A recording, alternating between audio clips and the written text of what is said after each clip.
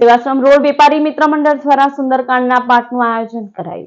શનિવાર તારીખ 3 જાન્યુઆરીના રોજ પોષી પૂનમ નિમિત્તે ભરૂચના સેવાશ્રમ રોડ ઉપર આવેલા દુકાન ધારકોના વેપારી મિત્ર મંડળ દ્વારા સુંદરકાંડના પાઠનું આયોજન કરાયું હતું।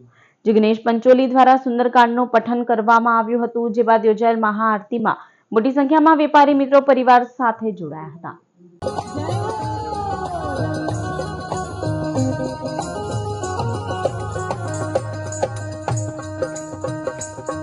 सागर को लांघ किसने सीता का पता लगाया, सागर को लांघ किसने सीता का पता लगाया, सागर को लांघ किसने सीता का पता लगाया।